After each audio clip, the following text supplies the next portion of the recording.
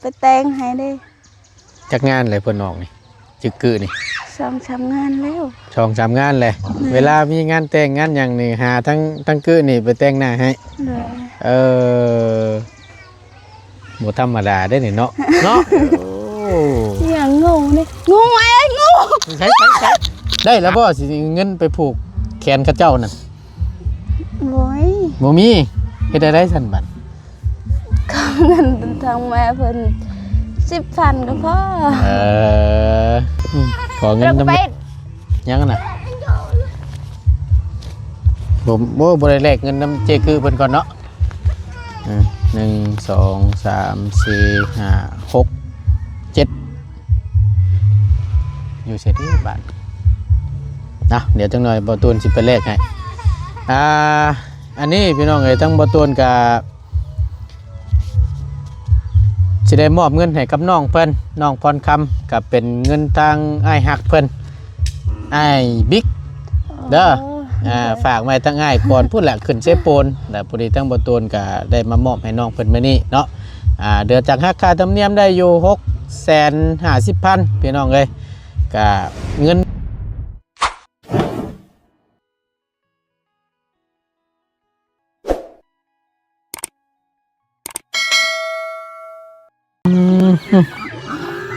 ตัวนี้บ่เพิ่นนั่นอยากชื่อนะ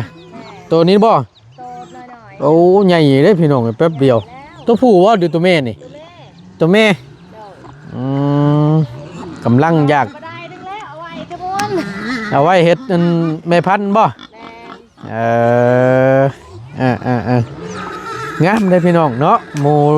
ลาดบ้านเฮาว่าซั่นซะพี่น้องเอ้ยกราบสบายดีและสวัสดีพ่อแม่พี่น้องกันเบิดสุขุสุคนเด้อพี่น้องเด้อเนาะพบเจอกันในคลิปนี้กับผู้ดีทั้งบ่ตูนก็ได้มาแต่พูนบ้านนากระปงแล้วก็ลัดมาบ้านนาบ่อใต้มาบ้านนาบ่อเหนือแล้วก็ลัดเข้ามาพี่ถนนหนทางถือว่าสุดๆแหละเนาะก็จังแม่นยากแท้ๆพี่น้องเอ้ยขี้ดินดินทรายท่วมล้อรถไปก็จังแม่นลำบากทั้งหมดต้นเก็บภาพบรรยากาศในระหว่างการเดินทางให้ทาง FC ได้เบิ่งเกือบรถเข้าลักขัวหน้ากับเจ้า ถือว่าชุดๆเลยพี่น้องเนาะเอาหลังจากที่ทั้งหมดต้นได้เข้าไปสัมผัสหรือว่าได้เข้าไปถามไทยทางน้องจอยเนาะจึงเพิ่นในกาแท็กซี่ว่าจังใดพี่น้องเอ้ย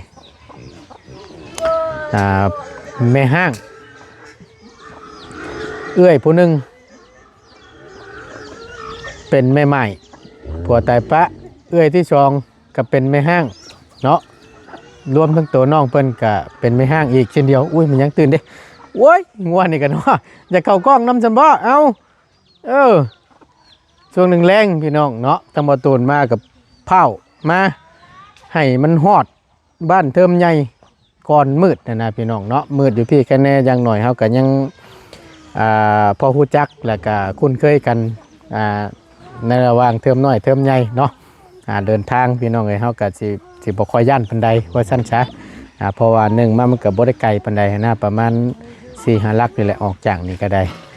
เพราะฉะนั้นทางบ่ตูนก็สปีดมาให้มันฮอดพี่มาฮอดแล้วก็พอดีทางบ่ตูนก็สิได้มอบเงินให้กับน้องเพิ่นเพื่อเป็นทางอ้ายฮักเพิ่นอ้ายบิ๊กเนาะอยู่ทางฝั่งไทยอ้ายฮักของน้องพรคำได้ฝากเงินใหม่ทางบ่ตูนกับตั้งแค่มือบ่ตูนขึ้นไปเสียปนบ่ตูนกลับลงมาแล้วก็จะได้มอบให้เพิ่นในคลิปนี้เนาะเอาก่อนอื่นก็ต้องขอบบุญขอบคุณขอบใจทางอ้ายใหญ่ใจดีหรือว่าทางอ้ายบิ๊กเนาะที่ไว้วางใจให้กับบ่ตูนเป็นสะพานบุญให้โดยตลอดมาเนาะขอบบุญขอบคุณในหลายขอให้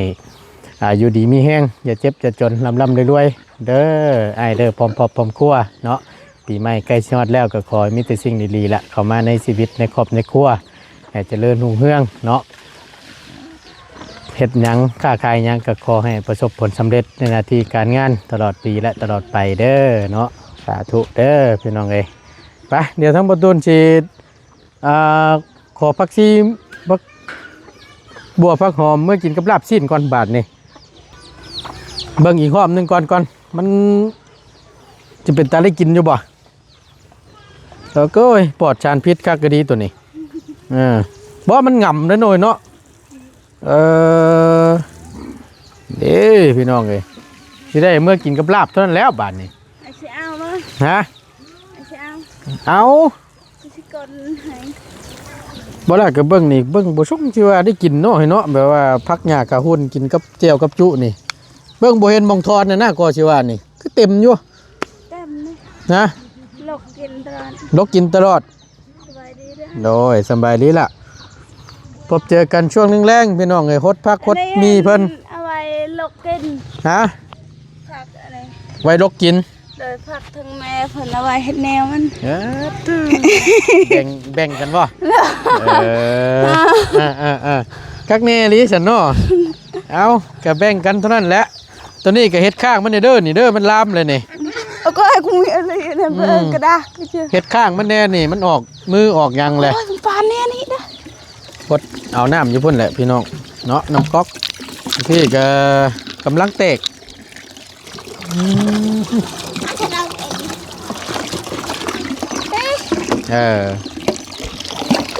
กำลังเตกกำลังเงิน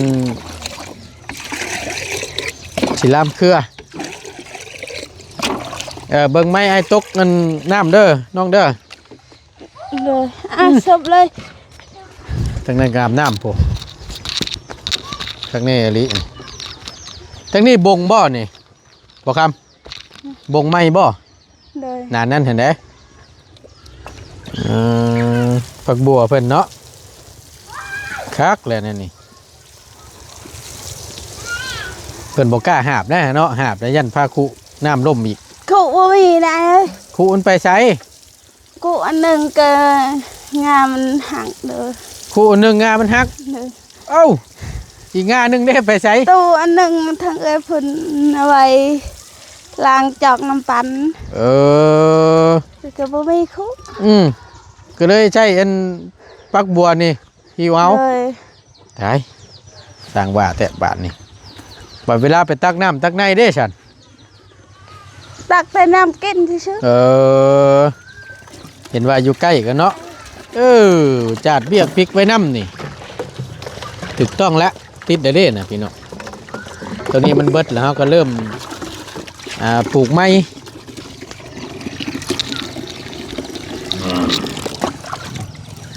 เพิ่นไปใส่เด้น่ะเนาะคือไฟกับบุงก้อนกระจามาแตะบาดคือไฟหมอไฟนิบใจอันที่ให้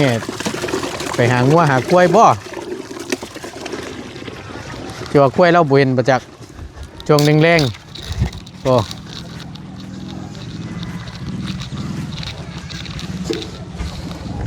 ตัวนี้เพิ่นบ่งตอนนั้นได้ตัวบ่งตอนนั้นได้เนาะ ๆเลย มีบักพริกน้ ทำไมเพิ่นกาไว้เด้ ำดีแล้วปลูกไว้อยากไว้กินไว้ลายๆแล้วก็ตากแห้งไว้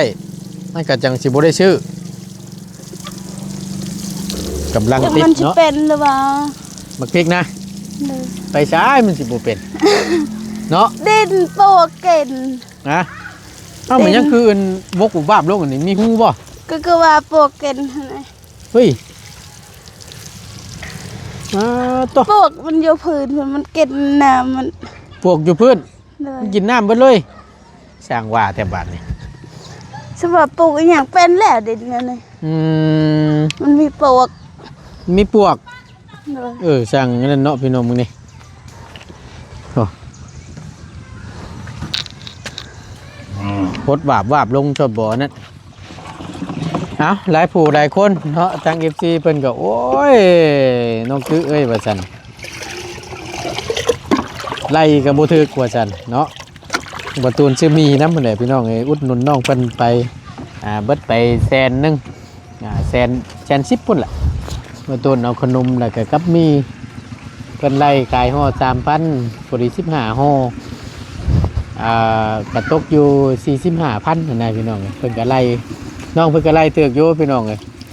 เพิ่นก็เป็นห่วงยันว่าขาดทุนอย่าว่าได้ระดับเจกึเลย ได้โยพี่น้องเอ้ยเนาะเพิ่นไล่ก็ได้ ถือโย45,000แหละเป็นควรคูณออกมาก็ได้แล้วก็บวกกับกระต้มขนมน้ำเนไปฮอดกับป้าโตเพื่อน เป็นจังได๋ โอ้ยถนนหนทางครับเอ้ย กี่พุ่นบ่ ขี่ดินใช่เจือดใช่เจือดครัวอยู่กับจังหวะนั่น โดยแม่น ฮะ ทางเดี๋ยวนี้มันกี่พุ่น สุดเดี๋ยวนี้พี่น้องเลย เลย ท่วมล้อรถเจือกว่าฉันเกือบเข้าละขั้ว ถึกรถง่ายไปเลยก็ได้ มีแต่รถไทยซื้อได้น่ะถือว่าสุดเดี๋ยวนี้สิไปทั้งนาลายนี่ก็แห้งสินักทั้งนี้ก็ได้โค้งพร้อม ก็บ้านนากระปองเนาะ อืม ทางเขาเฮือนน้องเพิ่นก็ยากแบบเป็นจะคือสิยามฝนให้ยาก ชุดเราว่าท่วมเราว่านั่นมัน เด้อ หน้าพลนะท่วมเราอ่ะ ถึกรถแชเนาะ เออ ไกลแช โอ้ยสร้างว่าจะได้บ้านนี่วะเอามาฮดให้มันแล้วมันทั่วซะพี่น้องเอ้ยปูมีทั้งหมักนัดหรือว่าสับปะรดเนาะฟังไทยเอิ้นก็ได้นี่ปลูกไว้ดีละบรรยากาศช่วงแรงๆพี่น้องเอ้ยแขกคนเพิ่นลังไปเสิเด้มีแต่ผู้สาวน่ะเนาะโอ้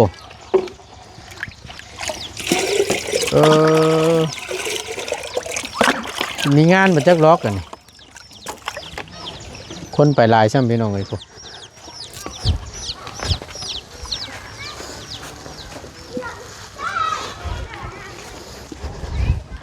พากันไปเพิ่นไปยังคำ ไปใช้งานดองชาวครู เอ้าสาวคู่แต่งงานแล้วบ่ เลย สาวคู่สอนอยู่ในบ้านเทิบใหญ่นี่ได้ เลย เพิ่นได้ผัวแล้ว เอาผัวบ้านเรา บ้านเรา เลย โมเมนต์เราสุนิยะแล้วว่า บ้าน บ่ บ้านเราชื่อดิ นึกว่าเราสุนิยะนะคำเราสุนิยะนี่พูดแล้วทางลงซินูพูดแล้ว เอาก็ โอ้โอ้โอ้ยโอ้ยโอ้ยโอ้บ้านเราเชื่อ บ้านเราชื่อ อันเดียวกันประจักษ์บอกกับที่ว่าน้องอันนั้นเพิ่นสิไปงานแต่งนะบ้านเรา อ้าวมีผลกับผู้ชายนี่ผู้หญิงกับแม่นั่นเดียวนั่นแหละ อันเดียวกันบ่ เลย เอาโกแม่นและสันพี่น้องเลยเอามื้อนี้นี่แม่นครบเป็นงานบ่ เลย ชุมโตก็สิได้ไปได้วนี่เนาะไปบ่ ไป โอ้ปัญหา เลย หาผูกแขนจะซื้อบ่ เคนที่ซื้อเด้ บ่ได้เป็นเพิ่น จะ เพิ่น บอกไปส่ง ฮะเพิ่น ทางสาวครูเพิ่นไม่ได้บอกไปส่งเด้ อืม เคนที่ซื้อ ผูกแขนช่วยเวียกช่วยงานเนาะ เลย ที่เพิ่นที่โตหันแหล้ว เอ้ยเพิ่นก็ไปแต่งหน้าตอนเช้า ถือว่าได้เป็นเกียรติว่าซั่นซะ เลย ได้รับเชิญให้ไปแต่งหน้าให้ป้าเด้อคือนี่ว่าธรรมดาได้คือนี่เด้อ อ้าวเราไปแต่งช่องคำเถื่อเลยเด้ บ่ ไปแต่งหน้าคนเด้อ อันนี้โอ้ดึกลับบ่ดีบ่ได้บอกกันอย่างนี้เนาะเพิ่นเคยรับแต่งหน้าบ่ แต่เอาขอไปแต่งให้เด้ จักงานเลยเพิ่นออกนี่จึกกือนี่ สองสามงานแล้ว 2-3งานเลยเวลามีงานแต่งงานหยังนี่หาทั้งกือนี่ไปแต่งหน้าให้ เลย บ่ธรรมดาได้นี่เนาะ โอ้บ่ได้บอกได้พี่น้องแต่ว่ามีแต่เว้าอยู่หั่นแต่ว่าอ้ายแต่งบ่เป็นได้น้องแต่งบ่เป็นได้ เลย ย่านมัน เราก็ บ่ บ งาม อกแล้วเวลาว่าเขาแต่งบ่เป็นเนี่ยบ่งามแต่ก็จะว่าบ่งามก็แล้วแต่ว่า บ่เป็นหยัง บ่งาม ขอให้แต่ว่ามาเฮ็ดให้แน่ เลย แต่ว่า 2-3 งานที่ผ่านมานี่ก็โอเคอยู่บ่ เลย งามอยู่เนาะจักผู้จักใช้ว่าซั่น ถ้า ซะ ว่า เนาะ เฮามีเครื่องแบบครบก็มันก็งาม ถ้ามีเครื่องมาหลายก็บ่งาม สีหน้านี่บ่ เลย ถ้าว่าเพิ่นทั้งผู้หญิงเพิ่นชู้กันดีดอกพี่น้องเอ้ยเพราะว่าเพิ่นแต่งตัวเพิ่นเองแน่ เลย แล้วก็แต่งให้กับเจ้านี่นะโอ้แสดงว่า3-4 งานที่ผ่านมานี่ไปแต่งให้เขา แล้วก็เป็นอหยังจ้ะ เป็นกระเบอร์ก็โง่จ้ะ เป็นไปได้ก็ อ้าวแบบเจ้าคายเป็นไปเฮ็ดกินนั่นน่ะ ช่อยเฮ็ดอยู่เฮ็ดกิน เลย เอ ตลา อ ดอะไรมันจะไม่ได้เข้า เออ ซอยเวียกซอยงานว่าซั่นซะต่างหากัน น้องพันธุ์ไปเดี๋ยวขอน้องพันธุ์เลย ดังน้องพันธุ์เพิ่นบ่หาทางน้องพันธุ์ไปนึ่งข้าวนึ่งน้ำเนี่ยเนาะ เลย ซอยกันก็บ่ตีดอกอันนี้ก็ได้กันแนวมันแหละเฮ็ดได้ซั่นเพราะว่ามันบ้านเดียวกันแล้วก็ซอยกัน เลย กับเพิ่นมาฮอดจอดเทิงเพิ่นหาเฮาก็ไป ไป แต่ว่าเพิ่นบ่ฮอดเฮาก็บ่กล้าไปคือว่าและ พาไป บ่ตีดอกตัวนี้ก็บ่ว่าแต่ทั้งใด เลย ทั้งบ้านนายก็คือกันแบบเดียวกัน มื้ออื่นก็ถึกไปอาบน้ำมันต์ ถึงไปอาบน้ำมนต์ สิทันหรือว่า ไปตั้งแต่6:00 นพุ่นแล้วเฮ้ย บ่โถ เอาเฮ็ดได้เจ้าเพื่อให้มันทัน 7-8-9 โมงก็จะเข้านี่เลยเตรียมการเลย 8-9 โมงเฮาไปแต่6:00 นปุ๊6-7 โมงเฮาก็สิแล้วแหละ ถ้าคนไล่ฝุ่นมันก็ด้อนอาย เพราะฉะนั้นน่ะไปแต่เช้ากว่าอีก5:00 นจ้ะ เอ้า อาจารย์เดียว ไปปลุกเขาด้วยแหละพาเอาได้อันอาจารย์ด้วยว่านี่เฮ็ดพิธีให้เฮาก่อนว่านี่เฮ็ดได้ฉันโมเมนต์ยังเผาไปงานแต่งเขาว่านี่ ไปงานแต่งกันก็ได้จัง11-12 โมงไปก็ได้ ยันว่าช่วงเที่ยงหาบ่ายลงมาก็ได้บ่ ได้อยู่บ่ แต่ว่ามันบ่คักเนี่ย แต่พอฉะนั้นแล้วก็ไปปลุกเอาแม่หมอนอนอยู่บนนอนพัวตื่นว่านี่ จะมาพูดแล้ว โอ้เนาะไอ้ได้ จ จ้ะ บเลยอาบบันนี้จบเลย มันนี่จบเลย นะ ล้างช่วยเอาให้มันจบไปเนาะ สามเถื่อได้3 เถื่อวันคานก็ครบ ปกติแล้วเนาะก็อันนี้ก็เอาตามความเชื่อว่าซั่นจ้าพี่น้องไอ้เนาะก็อาบน้ำรดน้ำมนต์แก้ความช่วยว่าซั่นจ้าแนวสิ่งใดที่มันบดดีในตนในตัวหั่นแหละให้ปัดเป่าไปให้ไปน้ำปีเก่าซะเนาะปีใหม่สิมาฮอดแหละก็ขอให้เฮงๆปังๆขอให้ชีวิตรุ่งเรืองสาธุแหละเนาะแล้วบ่แล้วยังมักทวกับมักได้ โอ้ยฮดให้มันแล้วก่อนฉันมาแต่คุยแล้วก็มาแต่เว้าพี่น้องเอ้ยลืมจนลืมฮดมักทั่วพอดีละให้น้องเพิ่น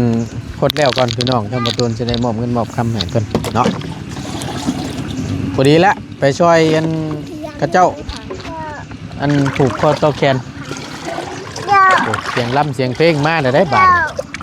อากูตายคักบาดนี่พี่น้องตึกใจคืออยู่นี่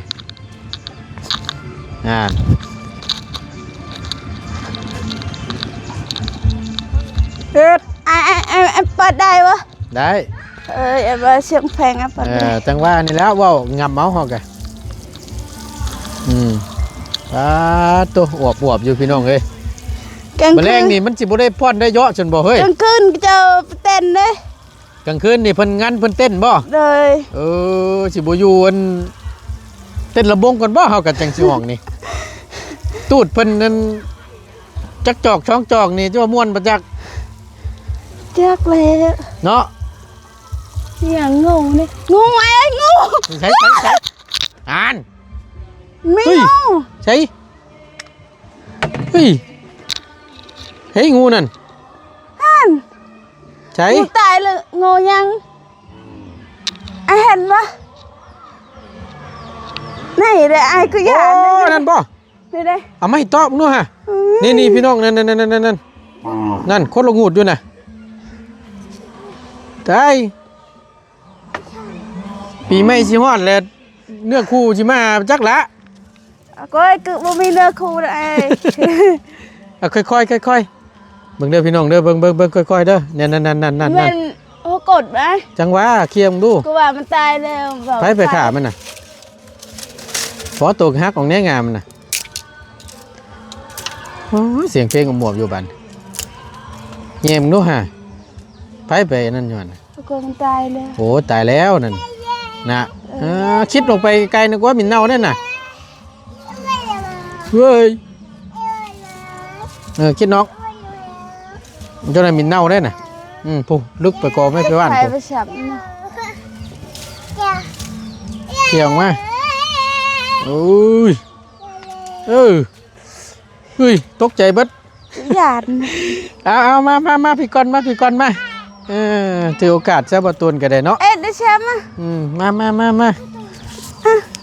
โอเค เอาปะอันเลย โอเคมาบ่หลายใจห้างพี่น้องไปทั้งใดบ้านนี่ทั้งบ่ตูนก็ได้ นะเข้าก็นั่งกันคู่กันเนาะนั่งลงนี่นี่โอ้ยมันเปียกกับบ่เป็นหยังดอกย่อๆเอาคือให้นี่ก็ได้ได้อยู่เนาะโอเคพี่น้องเอ้ยได้แล้วบ่สิเงินไปผูกแขนกับเจ้านั่น โอ้ย บ่มีเฮ็ดได้ซั่นบัด ก็เงินทางแม่เพิ่น10,000ก็พอขอเงินนำแม่สัก 10,000 นี่ก็พอแล้วพอได้ไปผูกแขนนำกับเจ้าเนาะถ้าไปส่งมันจะเสียรายเด้ถ้าว่าเฮไปน้ำเพิ่นนั่นบ่เที่ยยังเหรอเที่ยลายแบบเด้ไปผูกพุ่นน้ำเน่ผูกพี่น้ำเน่มันสิบ่มีเงินก็ผูกเจ้าเช้าจะเบาเวลาเพิ่นไปเข้าอันภาคขวัญอยู่พุ่นนั่นบ่ต้องผูกเจ้าสาวและเจ้าบ่าวมันสิบ่พอเด้เนาะเฮาแบ่งบ่ได้บ่เจ้าสาว 5,000 เจ้าบ่าว 5,000 ก็ได้คือกันแต่ว่าบ่ได้ก็ได้แต่มันบ่มีเนาะมันบ่มีก็แบ่งแหละคนละแบ่งก็ได้แต่ว่าบ่ได้ไปส่งน้ำเพิ่นบ่บ่ได้ไปสาวโคเพิ่นบ่ได้บอกก็บ่ได้ไปถ้าบอกก็ไปนี่ตัวเฮาผูกอยู่นี่น่ะมันแล้วเลยกันดีคือกันเนาะพุ่นและพี่น้องไกลๆซับเนาะเอาไปก็มันยากทางสุดยอดได้กี่พุ่นเนาะกลุ่มได้เนาะแบบเฮาเป็นผู้หญิงเด้ไปฮอดเพิ่นมันจะยากได้เมื่อแบบจะดึงแบบได้เหรอเมาแบบอย่างเงี้ยก็จะบ่ให้เมื่อสลายสิเมื่อส่งเองไผมาส่งเองแต่ละเถื่อคือกันเด้แต่ละงานหั่นนะที่บ่อมเปะได้ไงแบบว่าเฮาไปแล้วก็พากันกินเต้นรำชงเจ้าสาวอยู่พุ่นแล้วก็นอนอยู่พุ่นหรือว่านั่นแหละไปนอนมาส่งเพิ่นสิมาส่งจักแต่ว่าให้เมื่อนำรถไทยนะให้โยลินก็จนคำพุ่นให้ม่วนก่อนนะว่าล่ะกันเนาะให้อยู่ครบงั้นน้ำกันก่อนเมาแหละเมื่อบ่ได้แล้วเพิ่นสิมาส่งเองแต่มันก็บ่คักปานใดเนาะบ่คักทำยังไงเพิ่นบ่คักแต่ละเทื่อก็แบบนั้นเด้แล้วก็เจ้าก็อยากบอกก็ได้ก็เข้าใจอยู่ดอกเนาะเฮ็ดได้เป็นผู้หญิงผู้หญิงเฮาก็ได้กับคำกับมืดก็คือเว้าหั่นแหละอันตรายเอาฉันมิแต่ว่าเมื่อต้นสิ1 2 3 4 5 6ไม่ได้ว่ากูมองมาเดี๋ยวปะนะเดี๋ยวปะเลยเดี๋ยวปะนะเราก็ไปยังน่ะผมบ่ได้แลกเงินน้ำเจคือเพิ่นก่อนเนาะ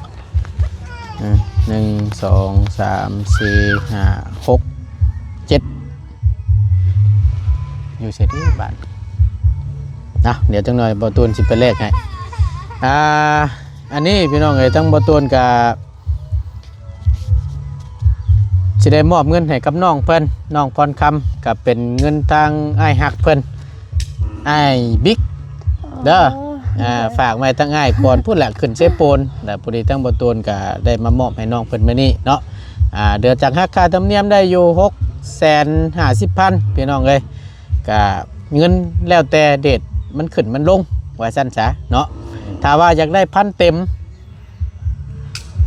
ต้องมีปลายมันมานำฝาก1,100บ่หรือ1,200นั่นก็สิได้เพิ่มไปอีกจังซี่นะพี่น้องเพราะว่าทั้งบ่ตูนไปเอาอยู่ห้านก็หักค่าธรรมเนียมคือกันถึงแม้ว่าฝากบัญชีบ่ตูนอยู่หักแต่ว่า ตอนบ่ตูนโอนเข้าบัญชีเพิ่นก็ฮักเอาคือเก่าพี่น้องเลย เลยแต่ เนาะ ทั้งแบบอันนั้นก็เจ้าก็หักหมดคือกัน ฮักคือกันหลาย เลย บัญชีสิฝากมาสมมติว่า10,000จังซี่สิบ่ได้เต็มเด้อพี่น้องเด้อเนาะ10,000นี่สิบ่ได้เต็มถ้าว่า1200 1300นี่เพิ่นสิฮักปลายมันออกแล้วก็สิได้10,000เต็มจังซี่นะ1,000ก็คือกันเนาะ1,100จังซี่สิได้เต็มแล้วก็สิเหลือนำอีกแน่น้อยหนึงพี่น้องเอ้ยเนาะเอาก็นี่แหละทั้งเบิดทั้งมวลก็เป็นทั้งอ้ายบิ๊กอ้ายฮักตัวเด้อฝากเงินมาให้ไว้ใส่ไว้ซอยเอาไว้ให้ตนให้โตเด้ออย่าลืมเฮาได้50,000ปุ๊บไปแลกนั่นคือ เอาอวยพรทั้งอ้ายเท่านั้นแหละอยู่ดีมีแห้งค่ำมืดแหละ เลยตั้งหัวก็ขอบใจหลายๆเด้อทางไอายเบกที่สดใสน้องมาตลอดขอให้อายจงมีสุขภาพแข็งแรงความเจ็บอย่าให้ได้ของใครอย่าให้มีปรารถนาสิ่งใดขอให้ได้สิ่งนั้นที่สำคัญก็ให้อยู่ขันบ้านเงินเด้ออย่าครอบครัวไปนั่นๆดนๆเด้อสา สาธุเนาะเอาก็ถือว่าได้มอบให้น้องเพิ่นแล้วเสร็จสิ้นเป็นที่เรียบร้อยเนาะก่อนอื่นทั้งบ่ตูนก็แนะนำตั้งหน้าตัวแทนเป็นสะพานบุญให้กับอ้ายเพิ่นกันโดยตลอดมาก็ขอบบุญขอบคุณที่ไว้วางใจให้กับบ่ตูนเป็นสะพานบุญให้เนาะก็ขอให้ทั้งอ้ายบิ๊กเนาะพร้อมครัวจงมีแต่สุขภาพร่างกายแข็งแรงเนาะปราศจากโรคภัยไข้เจ็บทั้งปวงทั้งใดเด้อบ่ว่าเฮ็ดธุรกิจการงานใดๆค้าขายง่ายมื้อหยังก็ขอให้เจริญรุ่งเรืองในหน้าที่การงานตลอดปีและตลอดไปได้เด้อเนาะสิ่งที่สำคัญก็ขอให้อายุมันขอนยืนเนาะสาธุเด้อไปเดี๋ยวมันสิค่ำสิมืดตื่นได้ยังน่าสิก็ขอล่ำลาเดี๋ยวได้จบคลิปปิดคลิปก่อนบัดนี้เนาะไปอยู่ดีมีแห้งพี่น้องเอ้ยขอบบุญขอบคุณหลายๆทั้ง FC ก็ได้เนาะโตเป็นหยัง หมดครบ โอ้ยเนาะไปอยู่ดีมีแห้งสบายดีเด้อพี่น้องเด้อค่ำมืดแล้วตื่นบัดนึกว่าเพิ่นเฮ็ดประชังเถอะหรอกหมดครบบ่หมดเนาะสีมันมืดเด้อพี่น้องเด้อขอโทษขออภัยนำได้หลายเนาะไปสบายดีพี่น้องเอ้ยเสียงตู้ตึมอยู่เดือนแจ้งได้เพิ่นนี่เนาะ